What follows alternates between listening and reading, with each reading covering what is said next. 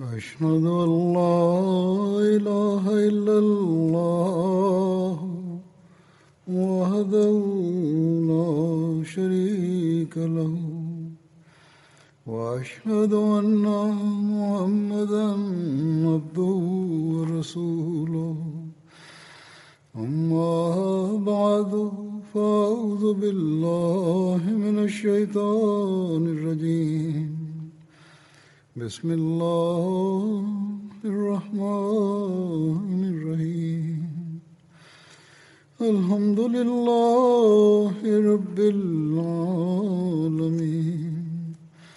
الرحمن الرحيم مالك يوم الدين إياك نعبد وإياك نستعين اهدنا الصراط المستقيم صراط الذين أنعمت عليهم غير المغضوب عليهم ولا الضالين. Сегодня мы продолжим наше повествование о Хазрате Усмане, да будет доволен им Аллах.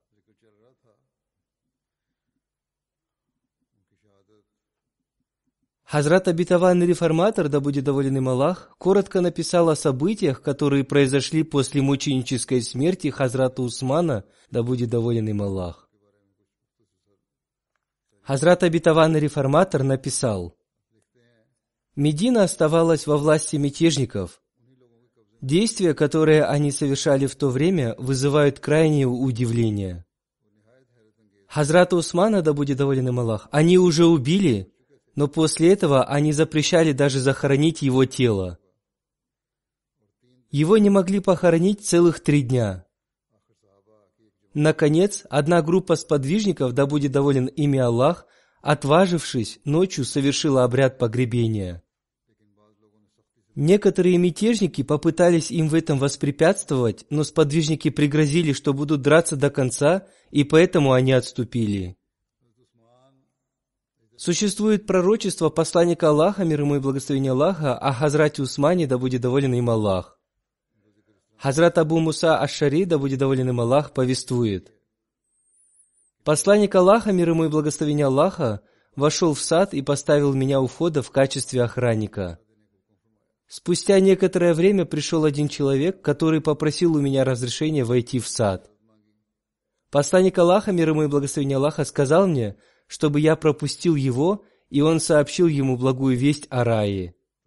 Этим человеком был Хазрат Абу Бакр, да будет доволен им Аллах. Затем пришел еще один человек, который тоже попросил у меня разрешения войти в сад. Посланник Аллаха, мир ему и благословение Аллаха, сказал мне, чтобы я пропустил его, и он сообщил ему благую весть о рае. После этого пришел еще один человек, который тоже попросил разрешения войти в сад, и посланник Аллаха, мир ему и благословение Аллаха, после недолгого молчания сказал: «Впусти его и обрадуй его вестью о рае. В будущем он столкнется с жестоким испытанием», и я увидел, что это был Хазрат Усман бин Аффан, да будет доволен им Аллах. Хазрат Анас, да будет доволен им Аллах, повествует: «Посланник Аллаха, мир ему и благословение Аллаха, вместе с Хазратом Абу Бакром, Хазратом Умаром и Хазратом Усманом, да будет доволен ими Аллах, находились на горе Ухуд, и в это время гора затряслась. Посланник Аллаха, мир ему и благословение Аллаха, обращаясь к ней, сказал: «Ухуд, перестань трястись». Повествующий говорит, что посланник Аллаха, мир ему и благословение Аллаха, топнул ногой и сказал: «На твоей вершине находится пророк, праведник и 2 мученика».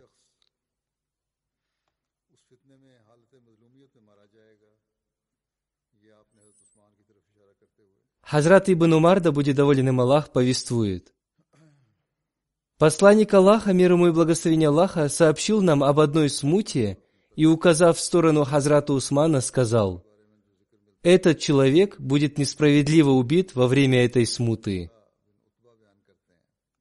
Существует повествование относительно наследства, оставленного Хазратом Усманом, да будет доволен им Аллах. Убайдулла бин Абдулла бин Утба повествует: в день, когда Хазрат Усман, да будет доволен им Аллах, обрел мученическую смерть, у его казначея осталось 30 миллионов 500 тысяч дирхемов и 150 динаров. Мятежники разграбили всю эту сумму. Кроме этого, в местности Рабза у него осталось 1000 верблюдов. Местность Рабза находится на пути в Хиджаз в 3 днях пути от Медины. В местности Барадис, Хайбар и Вадиль-Пура он оставил 200 тысяч динаров милостыни. Как я уже говорил, согласно словам Хазрата Усмана, да будет доволен им Аллах, раньше он был очень богат, а в конце жизни у него осталось только 2 верблюда для хаджа. Я думаю, что в этом хадисе речь идет о государственном имуществе. Повествующий, видимо, перепутал это имущество с личным имуществом Хазрата Усмана, или, вероятно, это было его личное имущество, которое он пожертвовал на нужды государства. Я уже рассказывал о том, как Хазрат Усман назначил казначея для сохранения казны, и, по всей видимости, это была государственная казна.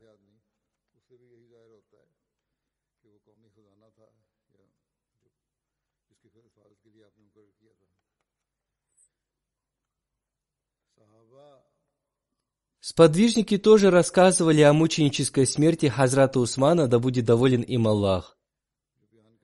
Люди спросили Хазрата Али, да будет доволен им Аллах, относительно Хазрата Усмана, да будет доволен им Аллах, и он ответил: Хазрат Усман был таким человеком, который имел статус обладателя 2 лучезарных в глазах Всевышнего Аллаха и величественных ангелов.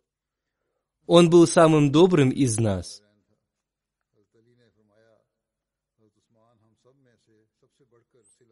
Когда Хазрат Айша, да будет доволен ею Аллах, узнала о мученической смерти Хазрата Усмана, да будет доволен им Аллах, она сказала: он был самым добрым и самым богобоязненным человеком, но люди убили его. Посланник Аллаха, мир ему и благословение Аллаха, молился за своих зятьев. В книге под названием Аль-Истиаб повествуется: посланник Аллаха, мир ему и благословение Аллаха, молился о том, чтобы Всевышний Аллах не бросил в огонь его зятя и тех, чьим зятем является он сам.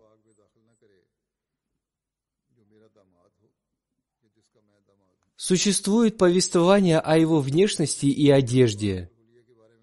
Махмуд бин Лабид повествует: «Я видел Хазрата Усмана, да будет доволен им Аллах, верхом на муле, и он был укутан в 2 желтые накидки».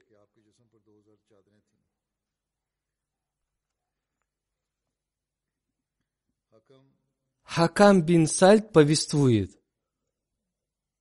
по словам моего отца, когда Хазрат Усман, да будет доволен им Аллах, произносил речь, и он был укутан в накидку черного цвета, а его волосы были покрашены хной.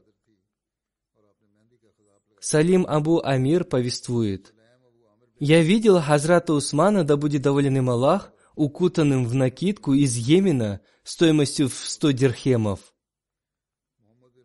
Мухаммад бин Умар повествует: я спросил у Амара бин Абдуллы, Урвы бин Халида и у Абдурахмана Абу Зинада о внешности Хазрата Усмана, да будет доволен им Аллах.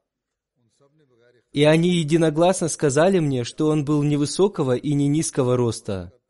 Его лицо было очень красивым, и его кожа была очень мягкой. Он имел густую и длинную бороду. Он был крепкого телосложения и имел широкие плечи. Его волосы были густыми, он красил свою бороду хной. Вахид бин Абу Ясир повествует: Хазрат Усман, да будет доволен им Аллах, оборачивал свои зубы позолоченной нитью. Муса бин Талха повествует: я видел Хазрата Усмана по пятницам. Он всегда был укутан в 2 желтые накидки. Он садился возле минбара. Затем муаззин провозглашал азан, и после провозглашения азана Хазрат Усман вставал, опираясь на свой посох. Во время произнесения хутбы он всегда держал этот посох в руках. Затем он спускался с минбара, и муаззин провозглашал икамат.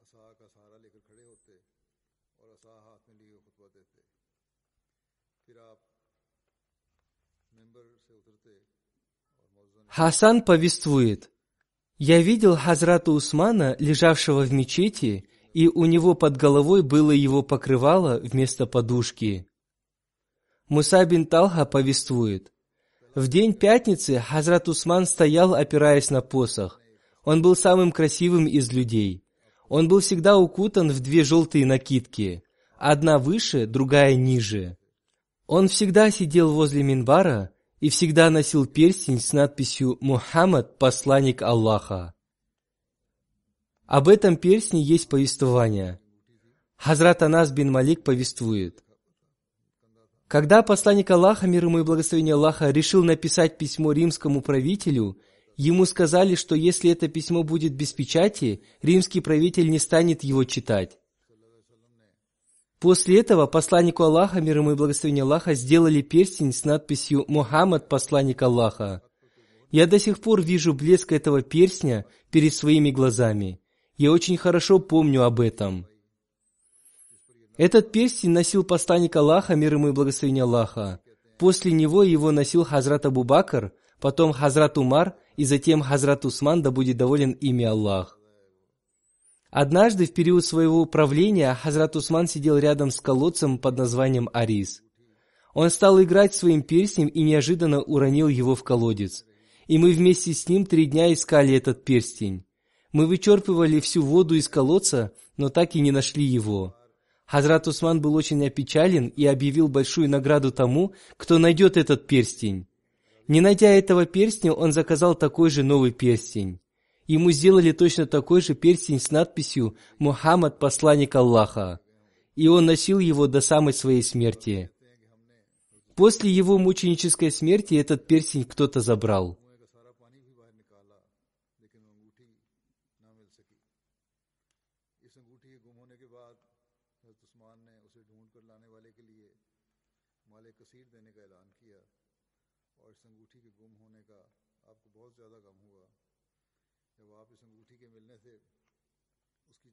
Он был одним из 10 сподвижников посланника Аллаха, мир ему и благословение Аллаха, которые были обрадованы раем еще в этой жизни.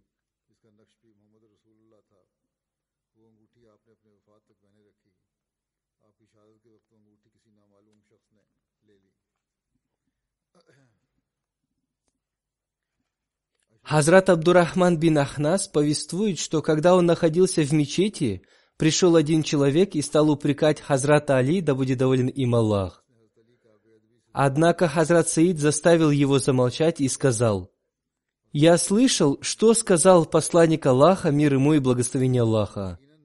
Он сказал, что Хазрат Абу Бакр, Хазрат Умар, Хазрат Усман, Хазрат Али, Хазрат Талха, Хазрат Зубейр бин Аввам, Хазрат Саад и Хазрат Абдурахман бин Ауф, да будет доволен ими Аллах, попадут в рай». К этому он добавил, что не будет называть имя 10-го человека. Но когда его стали настойчиво просить назвать это имя, он сказал: «Это Саид бин Зейд». Раньше я уже рассказывал об этом.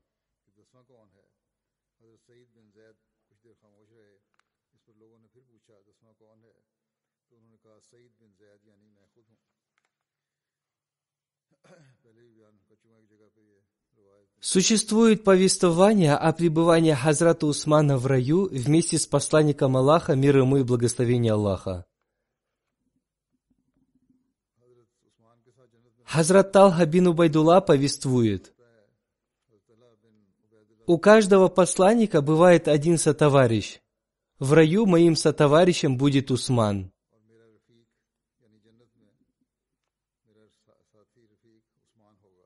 Джабир повествует: «Однажды мы вместе с мухаджирами и с посланником Аллаха, мир ему и благословение Аллаха, находились в одном доме.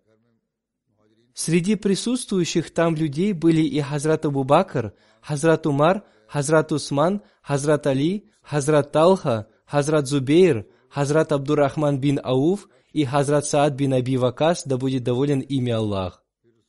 Посланник Аллаха, мир ему и благословение Аллаха, сказал: «Пусть каждый из вас встанет рядом со своим сотоварищем». Сам он встал вместе с Хазратом Усманом. Он обнял его и сказал: «Ты мой друг в этой жизни и в жизни будущей». Освобожденный раб Хазрата Усмана, да будет доволен им Аллах, по имени Абу Сахля повествует: его убили во время осады его дома в день Яумуль-Дар. В тот день я обратился к Хазрату Усману и сказал ему: «О повелитель правоверных, сражайтесь с этими бунтовщиками».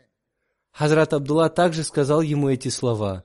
Однако Хазрат Усман сказал: «Клянусь Аллахом, я не буду сражаться с ними. Посланник Аллаха, мир ему и благословение Аллаха, обещал мне одну вещь, и я хочу, чтобы она исполнилась». Хазрат Усман, да будет доволен им Аллах, не смог принять участие в битвах при Бадре, при Ухуде и в принесении баята, обета верности под названием Баяту Ризван, баят довольства. Люди относительно этого выдвигают много обвинений, и особенно лицемеры.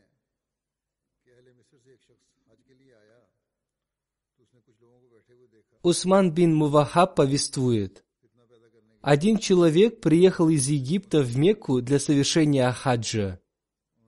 Он увидел группу людей, и с целью распространения смуты он начал задавать им вопросы. Он спросил их, кто они? Они ответили, что они курайшиты. Среди них был один пожилой человек, и этот человек из Египта спросил их, кто этот старик? Ему ответили, что это Хазрат Абдулла бин Умар.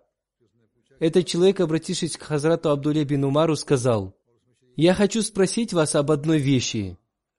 Разве вы не знаете, что в день битвы при Ухуде Хазрат Усман сбежал с поля боя?» Хазрат Абдулла бин Умар ответил: «Да, я знаю». Затем он спросил его еще раз: «Разве вы не знаете о том, что он не принимал участия в битве при Бадре?» Хазрат Абдулла бин Умар ответил: «Да, я знаю об этом». Затем он спросил его: «Разве вы не знаете о том, что он не принимал участие в баят Тур-Ризван, принесение баята, обета верности, названного баятом довольства?» Хазрат Абдулла бин Умар ответил: «Да, я знаю об этом». Услышав эти слова, этот человек удивился и воскликнул: «Аллаху Акбар! Аллах велик!» Хазрат Абдулла бин Умар, обратившись к нему, сказал: «Подойди ко мне, я отвечу на твои обвинения». Что касается того, что он сбежал с поля боя в битве при Ухуде, то я свидетельствую о том, что Всевышний Аллах простил его за это. В тот день случилось так, что была распространена страшная весть о том, что неверные убили посланника Аллаха, мир ему и благословение Аллаха. Это был момент, вызвавший большое беспокойство, и поэтому он ушел с поля боя. Относительно твоих слов о том, что он отсутствовал в битве при Бадре, то причина этого состояла в том, что заболела его супруга, дочь посланника Аллаха, мир ему и благословение Аллаха, который велел ему оставаться возле нее. Посланник Аллаха, мир ему и благословение Аллаха, сказал ему, что он будет считаться участником битвы при Бадре и будет награжден за это трофеями и наградами вместе с участниками этой битвы. Что касается его отсутствия при принесении обета верности под названием Баят Тур-Ризван, то был ли еще какой-нибудь уважаемый человек, кроме Хазрата Усмана, которого посланник Аллаха, мир ему и благословение Аллаха, мог бы отправить в Мекку к неверным в качестве своего посла? Баят Тур-Ризван состоялся именно в то время, когда Хазрат Усман был отправлен посланником Аллаха, мир ему и благословение Аллаха, к неверным Мекки. Во время принесения этого обета верности, посланник Аллаха, мир ему и благословение Аллаха, указав на свою левую руку, сказал, что это рука Усмана. После этого Хазрат Ибн Умар, обратившись к этому человеку, сказал: «Забери свои обвинения с собой, они не имеют под собой никакого основания». Это повествование из Сахих Бухари. Во времена посланника Аллаха, мир ему и благословение Аллаха, мечеть пророка была расширена, и Хазрат Усман, да будет доволен им Аллах, сделал большое пожертвование для этого. Абу Малих со слов своего отца повествует: посланник Аллаха, мир ему и благословение Аллаха, с целью расширения мечети пророка решил купить прилегающий к мечети участок земли у одного из ансаров. Посланник Аллаха, мир ему и благословение Аллаха, сказал ему, что взамен он обретет рай, однако тот отказался. После этого Хазрат Усман пришел к этому человеку и сказал, что он даст ему за этот участок земли 10 тысяч дирхемов. Таким образом, он выкупил у него этот участок земли. Затем Хазрат Усман пришел к посланнику Аллаха, мир ему и благословение Аллаха, чтобы обрести за этот участок земли место в раю, и посланник Аллаха, мир ему и благословение Аллаха, сказал, что так и будет. Хазрат Усман сказал ему: «Я уже выкупил этот участок земли за 10 тысяч дирхемов». После этого посланник Аллаха, мир ему и благословение Аллаха, положил первый кирпич фундамента этой мечети. Затем он поочередно подзывал к себе Хазрата Абу Бакра, Хазрата Умара и Хазрата Усмана, да будет доволен ими Аллах, чтобы они, последовав его примеру, также положили кирпичи фундамента этой мечети. Затем он позвал остальных сподвижников, которые также положили кирпичи в фундамент мечети. Таким образом началось расширение мечети пророка. Сумама бин Хазим Курайши повествует: «Во время осады дома Хазрата Усмана я тоже находился там. Хазрат Усман, обратившись к людям, сказал: «Я прошу вас, чтобы вы, покаявшись Всевышним Аллахом и Исламом, ответили мне: разве вы не знаете о том, что когда посланник Аллаха, мир ему и благословение Аллаха, прибыл в Медину, там не было ни одного колодца, кроме колодца Рум? В то время посланник Аллаха, мир ему и благословение Аллаха, спрашивал вас: кто из вас может выкупить этот колодец, чтобы остальные мусульмане вместе с хозяином этого колодца могли набирать из него воду, и это стало бы для него наилучшей наградой? И в то время именно я выкупил этот колодец и передал его в совместное пользование всех мусульман. А теперь вы запрещаете мне пить воду из этого колодца, чтобы я был вынужден пить морскую воду». Люди ответили ему: «Да, клянемся Аллахом, вы правы». После этого Хазрат Усман, снова обратившись к людям, сказал: «Я прошу вас, чтобы вы, покаявшись Всевышним Аллахом и Исламом, ответили мне: правда ли, что во время битвы при Табуке именно я обеспечил войско Ислама всем необходимым?» Люди ответили: «Покаявшись Всевышним Аллахом, мы говорим, что это правда». Затем он спросил их: «Я прошу вас, чтобы вы, поклявшись Всевышним Аллахом и Исламом, ответили мне: разве вы не знаете о том, что когда мечеть пророка стала тесной для людей, и посланник Аллаха, мир ему и благословение Аллаха, сказал, что тому, кто купит участок земли у ее собственника для расширения мечети, взамен ему будет дарован рай, и именно я купил эту землю на свои личные средства. А теперь вы не разрешаете мне совершить в этой мечети 2 раката намаза?» Люди ответили: «Клянемся Аллахом, это правда». Затем он спросил их: «Я прошу вас, чтобы вы, поклявшись Всевышним Аллахом и Исламом, ответили мне: разве вы не знаете о том, что когда мы вместе с посланником Аллаха, мир ему и благословение Аллаха, вместе с Хазратом Абу Бакром и Хазратом Умаром находились на вершине горы Ухуд, она сотряслась, и посланник Аллаха, мир ему и благословение Аллаха, топнув ногой, сказал, чтобы она перестала сотрясаться, поскольку на ней находится пророк, праведник и 2 мученика?» Люди ответили: «Клянемся Аллахом, так и было». Хазрат Усман сказал: «Клянусь владыкой Каабы, эти люди подтвердили мои слова, значит, я обрету степень мученика». Сейчас я хочу коротко рассказать вам историю расширения Масджид ан-Набави, мечеть пророка, которая была больше всего расширена в период халифата Хазрата Усмана.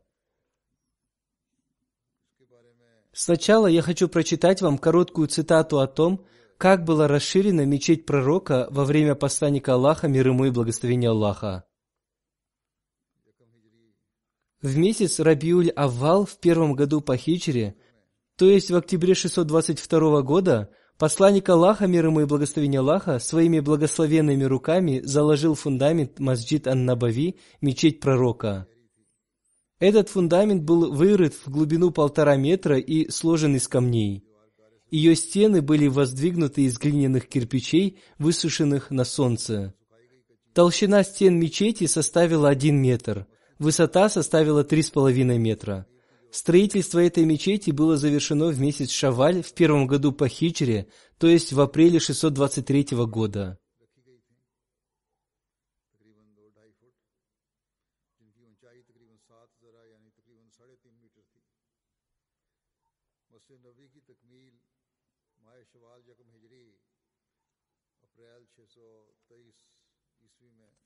Хазрат Хаджа бин Зейд бин Сабит повествует: посланник Аллаха, мир ему и благословение Аллаха, построил эту мечеть длиной в 35 метров и шириной в 30 метров. Во время посланника Аллаха, мир ему и благословение Аллаха, первое расширение этой мечети состоялось в месяц Мухаррам в 7 году по хиджре, то есть в июне 628 года. В это время посланник Аллаха, мир ему и благословение Аллаха, вернулся с победой с битвы при Хайбаре. Эта мечеть не была расширена в сторону юга, то есть в сторону Киблы. Она также не была расширена в сторону востока. Были расширены только ее северная и западная части. В северной части были построены некоторые дома сподвижников. Там же находился и дом сподвижника из числа ансаров, который не хотел отдавать свой дом. Как я уже говорил, Хазрат Усман, заплатив за него из своих личных средств 10 тысяч динаров, выкупил его и передал посланнику Аллаха, мир ему и благословение Аллаха. Таким образом, эта мечеть была расширена в сторону севера и запада. Таким образом, площадь этой мечети составила 50 метров в ширину и 50 метров в длину.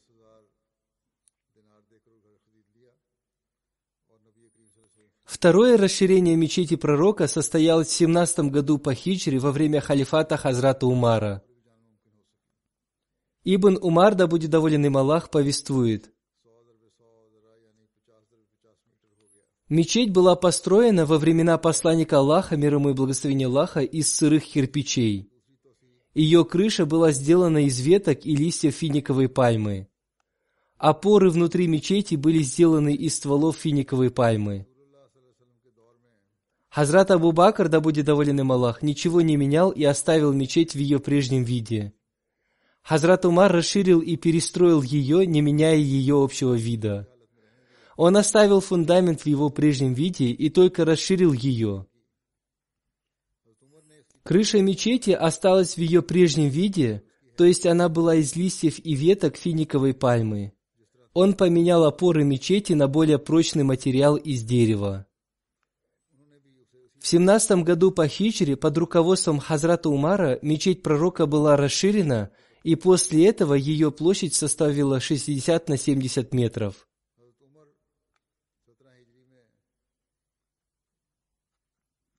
Из этих повествований мы узнаем о том, что во времена Хазрата Абу Бакра эта мечеть оставалась в своем прежнем виде, и она была расширена во времена Хазрата Умара. В 29 году по хиджре, во времена Хазрата Усмана, мечеть пророка была расширена и перестроена. Для украшения этой мечети были использованы гипс и каллиграфия. Ее стены были возведены из камня. На стенах мечети были сделаны каллиграфические надписи. Впервые была использована известь. Крыша мечети была построена из дерева шишим.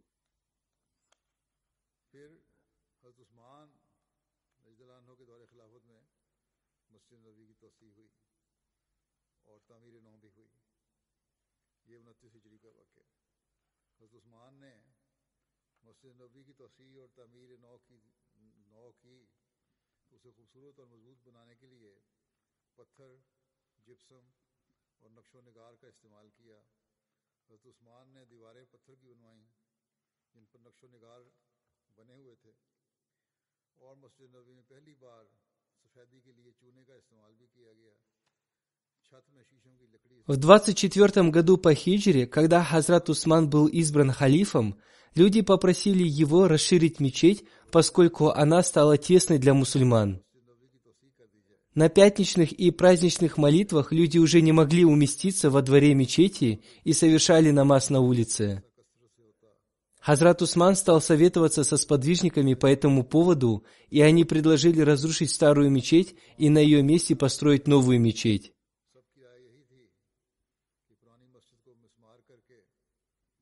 Однажды, после завершения молитвы Зухр, Хазрат Усман, обратившись к людям, сказал: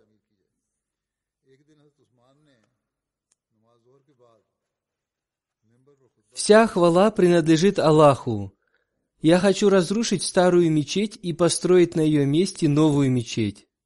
Я свидетельствую перед Всевышним Аллахом, я слышал слова посланника Аллаха, мир ему и благословения Аллаха.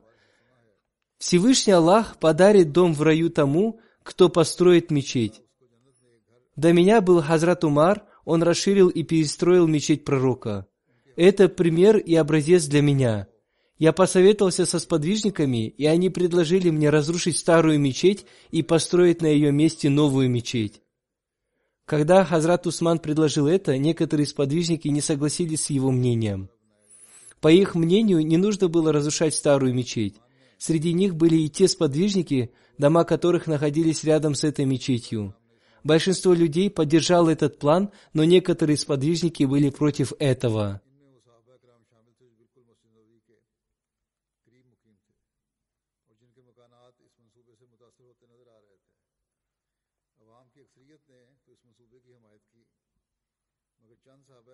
Хазрат Афлах бин Хамид повествует. Хазрат Усман, да будет доволен им Аллах, поднялся на минбар, чтобы узнать мнение людей относительно строительства новой мечети. Марван бин Хакам сказал, что это, несомненно, благое дело, и для этого не нужно мнение людей. Хазрат Усман рассердился и сказал: «Да благословит тебя Аллах, я не буду принуждать людей, я обязательно буду советоваться с ними. Я не хочу, чтобы они обязательно соглашались с моим мнением. Все, что я буду делать только из их согласия». Когда сподвижники согласились с его планом, им за большие суммы денег купили новые дома. Однако спустя 4 года некоторые из них стали выражать свое несогласие.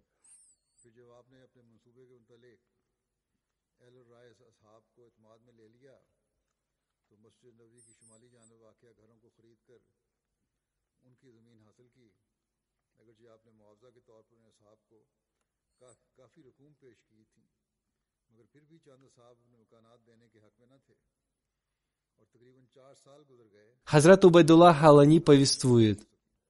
Когда люди были в сомнении, продавать ли им свои дома, эти споры продолжались в течение долгого времени. В то время я слышал, как Хазрат Умар сказал: «Я слышал слова посланника Аллаха, мир ему и благословения Аллаха. Всевышний Аллах дарует дворец в раю тому, кто построит мечеть только ради его довольства».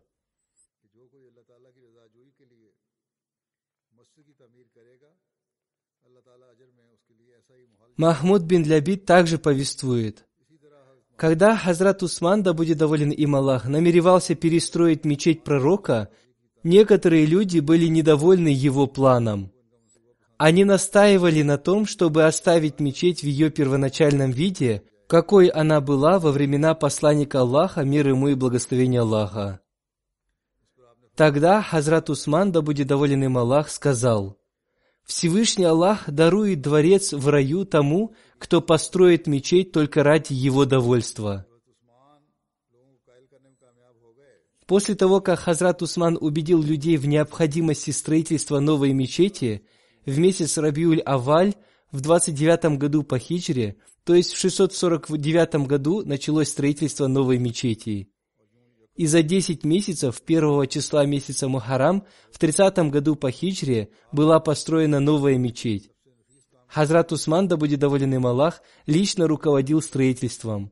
Днем он постился, а ночами, если ему хотелось спать, он спал в мечети пророка. Хазрат Абдурахман бин Сафина повествует. «Я видел, как во время строительства новой мечети пророка Хазрат Усман, да будет доволен им Аллах, постоянно контролировал ход строительства. Рабочие показывали ему строительный материал, а когда наступало время намаза, они все вместе совершали намаз. Иногда он спал в мечети». Хазрат Усман расширил мечеть пророка к югу в сторону Киблы. Эта стена стоит до сих пор. Он расширил мечеть в сторону севера на 25 метров. Мечеть также была расширена в сторону запада. Она не была расширена в сторону востока, поскольку там находились благословенные обители. После расширения общая площадь мечети пророка составила 80 на 75 метров.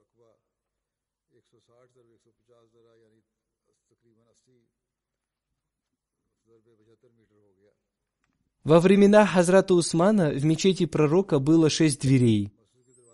В качестве строительного материала впервые были использованы камни и известь. Мечеть была украшена каллиграфическими надписями. Согласно Хазрату Харджи бин Зейду, Хазрат Усман сделал небольшие окна в западной и восточной стороне мечети. Для расширения мечети Хазрат Усман использовал обитель матери верующей Хазрат Хафсы, дав ей взамен дом к юго-востоку от Киблы. Между мечетью и ее домом был проход, чтобы ей было удобно посещать мечеть. Он также использовал половину дома потомства Джафара бин Абу Талиба, заплатив им за это 100 тысяч дирхемов. Он также выкупил часть дома Хазрата Аббаса и добавил ее к территории мечети. Большая разница между прежним и новым зданием мечети состояла в том, что Хазрат Усман достроил стену киблы до михраба посланника Аллаха, мир ему и благословение Аллаха, который сегодня носит название михраб Усмана. Там также был построен символический памятный михраб. В строительстве мечети в качестве строительного материала были использованы глина и камни, а опоры были укреплены прутьями из свинца. Более надежно стойки были укреплены в том месте, где во времена посланника Аллаха, мир ему и благословение Аллаха, они были сделаны из стволов пальмового дерева. Материал и архитектура были похожими на мечеть Кубат-ас-Сахра, купол скалы, в Иерусалиме. Крыша была построена из дерева шишим. В строительстве крыши были использованы балки, которые были укреплены стойками со свинцовыми прутьями. Поскольку Хазрат Умар был убит в михрабе, когда он возглавлял коллективный намаз, поэтому во избежание таких происшествий Хазрат Усман построил на этом месте максуру. Это место в мечети вместо минбара. Оно было построено из глиняных кирпичей.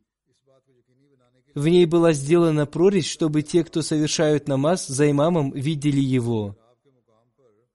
Это была первая мера безопасности, которая была применена в мечети пророка. Позднее в Дамаске халифы Амиядов всегда сооружали ее ради безопасности.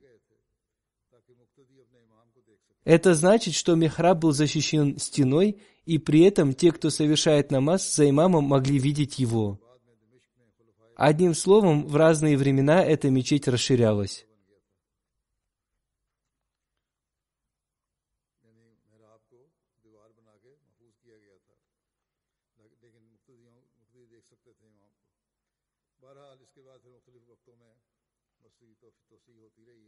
Хазрат обетованный Мессия, мир ему, сказал: «Я считаю, что Хазрат Усман, да будет доволен им Аллах, был похож на Хазрата Сулеймана, мир ему. Он тоже очень любил строить здания. Во времена Хазрата Али, да будет доволен им Аллах, происходили внутренние смуты. С одной стороны выступал амир Муавия, а с другой стороны Хазрат Али. В результате этих смут многие мусульмане были убиты. В течение 6 лет ничего не было сделано для развития ислама. Все внешние войны мусульман были завершены во времена Хазрата Усмана, и затем начались внутренние войны.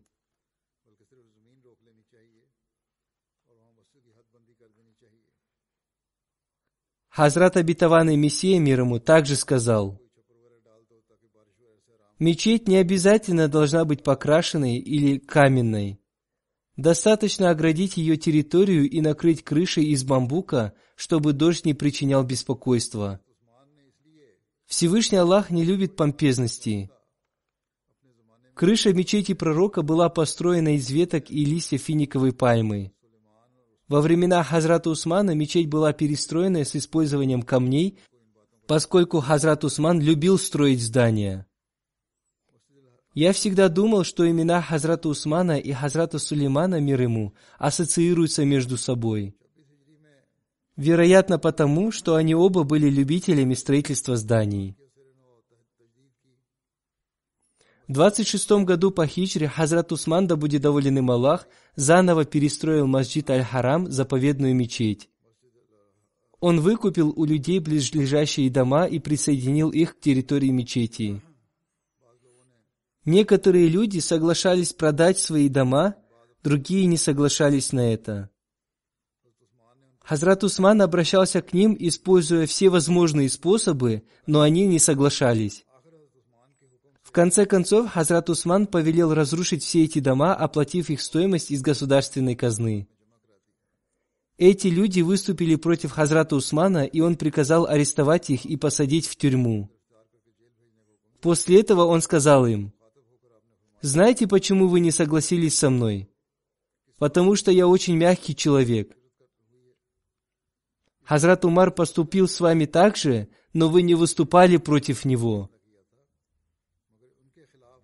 После этого Абдулла бин Халид бин Усейд поговорил с Хазратом Усманом относительно этих людей, и затем они были освобождены.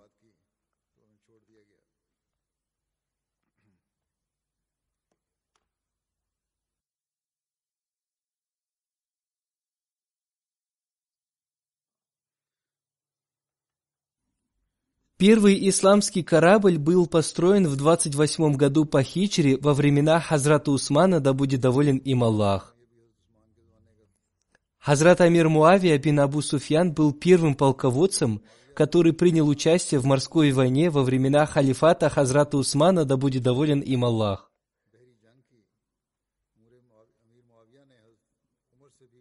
Во времена Хазрата Умара, да будет доволен им Аллах, Хазрат Амир Муавия просил его разрешить ему принять участие в морской войне, однако он не давал ему своего разрешения. Затем, во времена Хазрата Усмана, да будет доволен им Аллах, после множества его просьб разрешить ему принять участие в морских войнах, он все-таки разрешил ему это, и при этом он сказал: «Не выбирай людей сам по жребию, пусть они сами выберут это дело. Кто сам хочет участвовать в этом, пусть сами идут с тобой. Ты должен только помочь им». Одним словом, Амир Муавия так и поступил. Он назначил Абдуллу бин Кайса адмиралом, который зимой и летом провел 50 морских боев. При нем не умер и не утонул ни один мусульманский моряк. Повествуется, что прекрасный образ жизни Хазрата Усмана, да будет доволен им Аллах, был похож на жизнь посланника Аллаха, мир ему и благословение Аллаха. Хазрат Абдурахман бин Усман повествует: «Однажды посланник Аллаха, мир ему и благословение Аллаха, зашел в дом своей дочери. В этот момент она мыла голову своему супругу. Посланник Аллаха, мир ему и благословение Аллаха, обратившись к ней, сказал: «О, моя дочь, относись к Абу Абдулле, то есть Хазрату Усману, наилучшим образом, поскольку среди всех моих сподвижников он больше всех похож на меня своими прекрасными качествами». Хазрат Яхья бин Абдурахман бин Хатиб повествует: «По словам моего отца, он никогда не видел среди сподвижников посланника Аллаха, мир ему и благословение Аллаха, человека, кроме Хазрата Усмана, который мог бы так полно и прекрасно выразить свое мнение. И при этом он не говорил много». Хазрат Абу Хурайра, да будет доволен им Аллах, повествует: «Однажды я пришел к Хазрат Рукайи, дочери посланника Аллаха, мир и благословение Аллаха, да пребывает с ним». Вероятно, здесь вместо Хазрат Рукайи имеется в виду Хазрат Умми Кульсум, поскольку, согласно повествованиям, Хазрат Рукайя умерла во время битвы при Бадре. Хазрат Абу Хурайра принял ислам и переехал в Медину через 5 лет после битвы при Бадре. Поэтому здесь имеется в виду Хазрат Умми Кульсум, которая умерла в 9 году по хиджре. Одним словом, по словам Хазрата Абу Хурайры, он пришел к дочери посланника Аллаха, мир и благословение Аллаха, да пребывает с ним, супруге Хазрата Усмана. Она держала в руках расческу. Обратившись к ней, она сказала: «Недавно ко мне приходил посланник Аллаха, мир ему и благословение Аллаха. Я расчесала ему волосы, и он спросил меня, каким человеком является Абу Абдулла, то есть Хазрат Усман. Я сказал ему, что он прекрасный человек. Посланник Аллаха, мир ему и благословение Аллаха, сказал мне: ты должна относиться к нему с уважением, поскольку среди всех моих сподвижников он больше всех похож на меня своими прекрасными качествами». На этом я заканчиваю цикл повествования о Хазрате Усмане, да будет доволен им Аллах. Сегодня я совершу некоторые погребальные молитвы в отсутствии покойного Джаназа Гайб. Первым, по которому будет прочитана молитва, Мубашир Ахмад Ринд, сын Ахмада Бахш Сахиба, муалим фонда Вакфи Джадид. Он умер 10 марта 2021 года. Инна лиляхи ва инна иляхи раджиун. Он был из Бастиренда, округа Дары-Газихан. Он был мусульманином Ахмади с рождения. В 1990 году он стал служить общине в округе Тарпаркар. После этого он служил в разных местах в качестве муалима и инспектора. Покойный с удовольствием отправлялся туда, куда бы его ни отправляли. Он всегда с искренностью старался выполнять свое обещание человека, посвятившего себя делу служения религии. Все его родственники и другие люди написали о том, что он был очень трудолюбивым и много молящимся человеком. Он постоянно совершал молитву тахаджуд. Он был очень хорошим проповедником, оратором, добрым, гостеприимным, искренним и мягким человеком. Он всегда говорил вежливо, однако если кто-то выступал против системы общины и института Ахмадийского халифата, он не покидал собрание до тех пор, пока не исправлял этого человека. Он оставил супругу, 2 сыновей и 3 дочерей. Его младший сын Шазиль Ахмад учится на 4 курсе Джамия Ахмадия в Рабве. Да простит и помилует его Всевышний Аллах.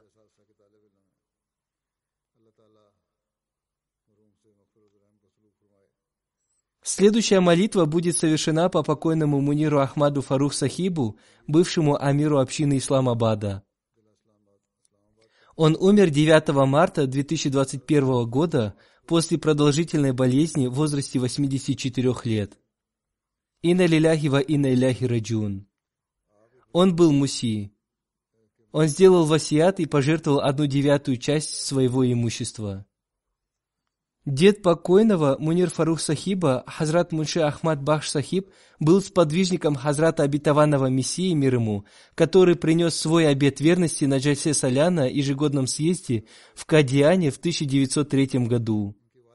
Отца покойного звали доктор Чодри Абдул Ахад Сахиб.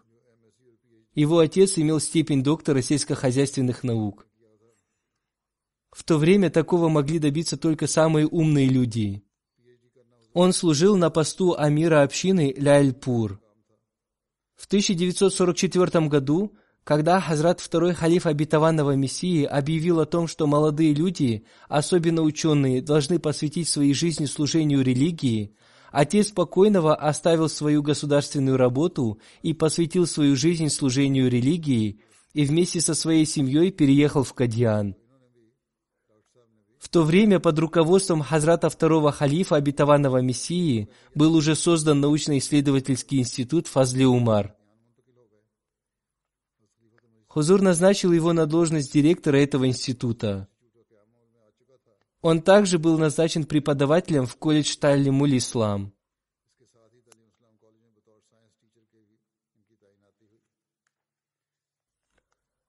Покойный Фарух Сахиб окончил университет по специальности инженер-электротехник. Он работал в разных местах. Он начал работать в Пакистане в департаменте телеграфа и телефона. Он работал в разных городах Пакистана и в составе делегации из Пакистана побывал во многих странах мира. В 1997 году он вышел на пенсию с поста генерального директора пакистанского телевидения и коммуникаций. Он оставил супругу, 2 дочерей и 2 сыновей. Пусть Всевышний Аллах даст возможность его детям служить так же, как служил он.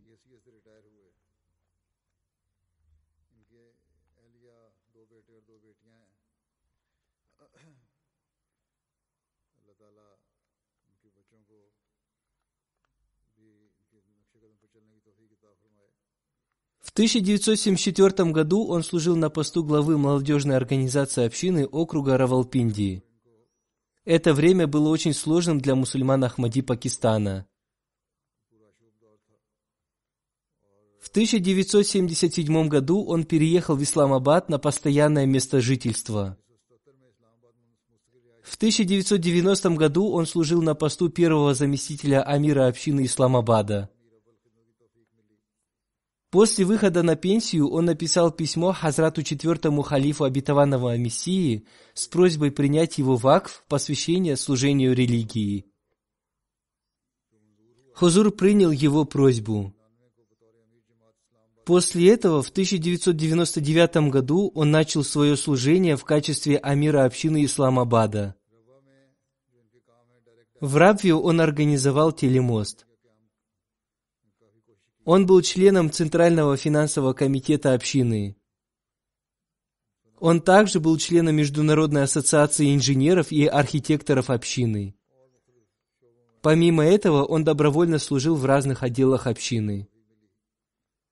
В 1996 году Хазрат IV халиф обетованного Мессии назначил его на пост директора фонда Фазле Умар. Он служил на этом посту до самой своей смерти.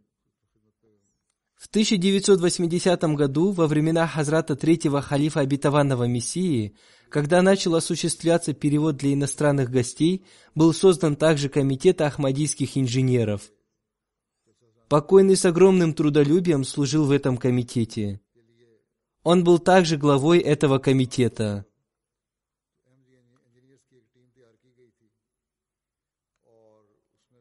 В апреле 1984 года, когда Хазрат IV халиф обетованного Мессии совершил переселение в Великобританию, он каждый год приезжал туда на Джальсу Саляна, ежегодный съезд общины, где служил в отделе перевода.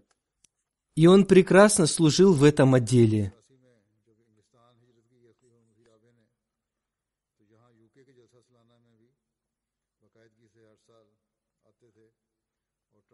Во время его служения в качестве амира общины были построены различные здания общины. Его сын написал, что он всегда наставлял их как можно больше принимать участие в служении общине. Несмотря на его занятость в государственной службе, он всегда старался как можно больше служить общине. После работы он приходил в офис общины.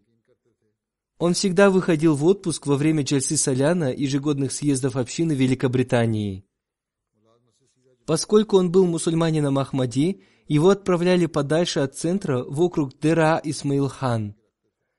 В то время премьер-министром Пакистана был Бхутта, и он сказал, что больше покойный не будет служить в Исламабаде.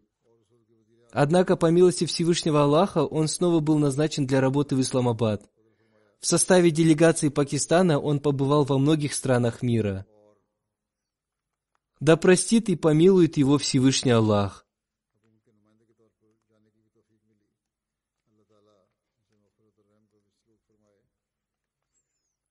Следующая молитва будет совершена по покойному бригадиру Мухаммаду Латиф Сахибу, бывшему амиру общины округа Равалпинди.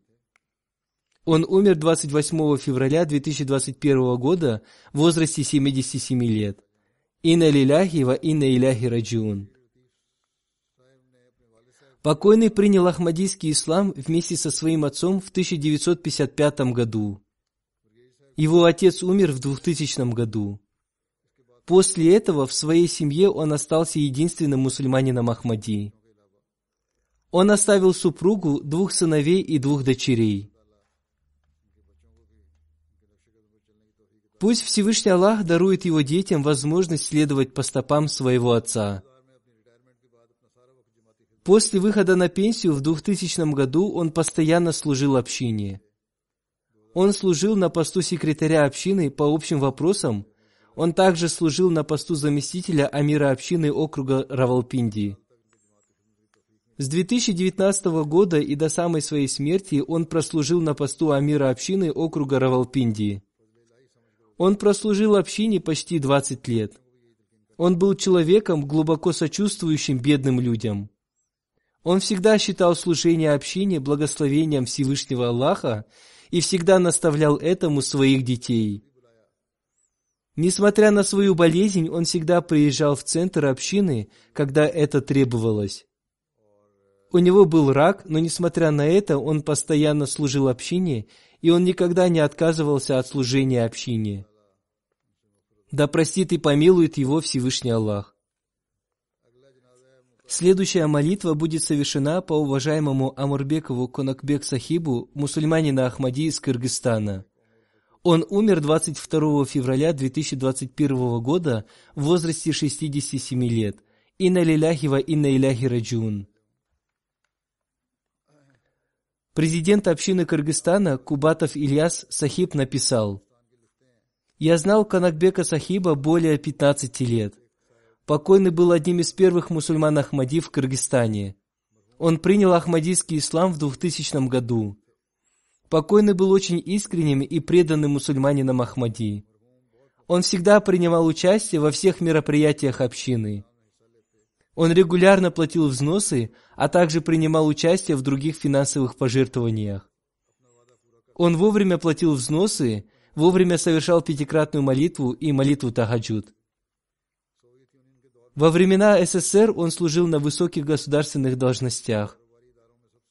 Его все хвалили за его трудолюбие, доброту и надежность.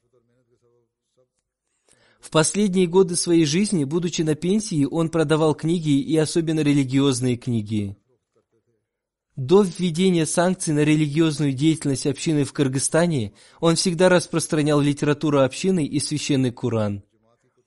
Он много проповедовал и рассказывал людям об Ахмадияте. Он оставил супругу и 7-летнего сына. Это его вторая супруга, с первой супругой он развелся. От нее у него тоже есть дети. Они уже взрослые, но, наверное, они не являются мусульманами Ахмади. Пусть Всевышний Аллах дарует его детям возможность принять Ахмадият. Да простит и помилует его Всевышний Аллах. Миссионер Сахиб написал: когда был опубликован перевод священного Корана на русский язык, он нашел некоторые ошибки в переводе. Я попросил его прочитать весь священный Коран и найти ошибки, если они повстречаются. Он прочитал священный Коран за 10-15 дней, обозначив все ошибки. Он тщательно готовился к намазу, совершая омовение. Было очень приятно смотреть, как он совершал намаз. Уважаемый Узгинбаев Артур Сахиб написал: «Это правда, что я узнал об Ахмадияте посредством Конакбек Сахиба. Когда бы я ни задавал ему вопросы, он сразу же отвечал на них. Все его ответы были логичными и разумными. Он обладал прекрасными качествами, был очень терпеливым и добрым человеком. Я принял Ахмадият, увидев его прекрасные качества. Когда я объявил о том, что нужно соблюдать пост каждую неделю и возносить мольбы, он стал соблюдать пост каждый понедельник и четверг. Когда ему сказали, что можно соблюдать пост 1 раз в неделю, он ответил, что соблюдает пост по понедельникам и четвергам для того, чтобы выполнять каждое наставление Института Ахмадийского халифата. Он очень сильно любил систему Ахмадийского халифата. Он регулярно слушал пятничные проповеди на русском языке. Он был очень искренним, скромным и добрым человеком. Он всегда проповедовал с большим интересом. Да простит и помилует его Всевышний Аллах. Пусть Всевышний Аллах возвысит степени всех покойных. Пусть будет так, чтобы их потомки продолжили их добродетели. Аминь.